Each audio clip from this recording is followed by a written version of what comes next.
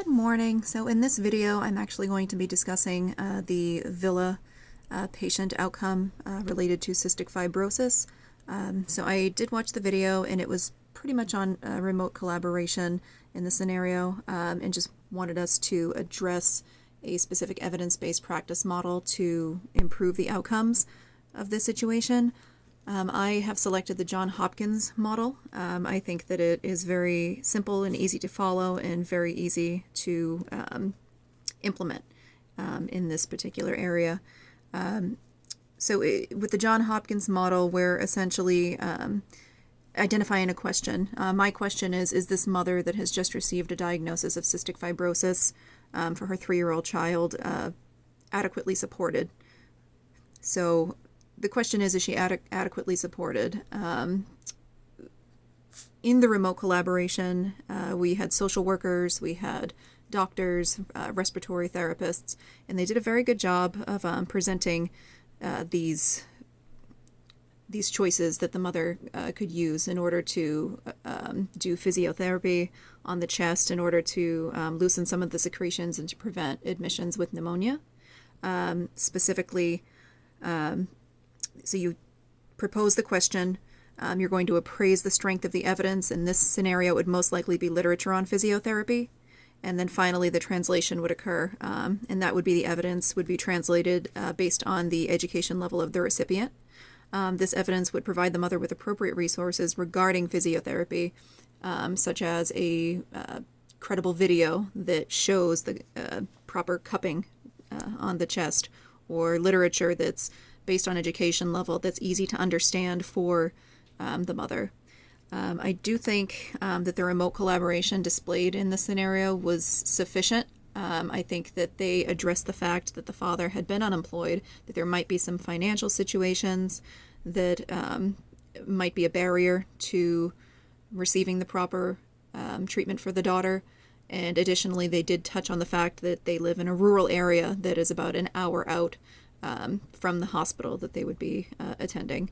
So they did mention that the doctor would make himself available via text, as with the nurse, that if the mother thought that there was a cystic fibrosis flare, that they could contact them remotely via the internet or a telehealth appointment to discern whether or not the child had to come in to the hospital, which I guess is a treacherous ride in the wintertime, especially in this particular area. So I think that was a great resource that they utilized. I think that they did very well there. Again, I do think that they could have presented, a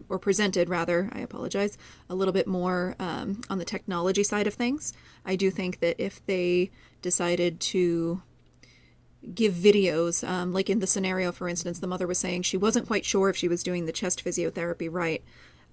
Given a video that kind of demonstrates the depth of the cupping as well as where it's supposed to be done, I think would be super helpful, as would some education-based literature based on the mother's education level, so she could refer to that and feel a little bit more confident when she's performing these particular respiratory therapy interventions.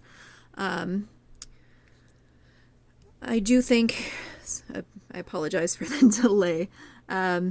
So yeah, I do think the EBP model, the Johns Hopkins model, would be very useful here because the practitioners can research this evidence, compile it together, and then translate it for the mother.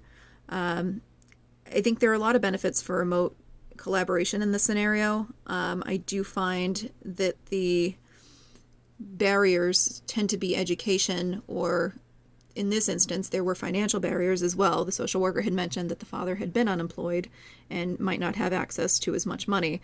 I do think that we could have offered some improvements by having social workers maybe seek out specific technological assistance, whether it's affordable internet or getting a tablet or a laptop that is easily accessible and easily used in order to ensure that the mother always has that at their fingertips. Otherwise, they had talked about the possibility of the mother going to a library. Unfortunately, the library was, significantly further out than the hospital, I believe. So again, making sure that the mother has adequate technology in order to utilize the telehealth and to utilize the expertise of the nurses and the doctors, I think that would be incredibly helpful. Yeah, so that is my take on this. I do think the Johns Hopkins model would be very, very easy to implement.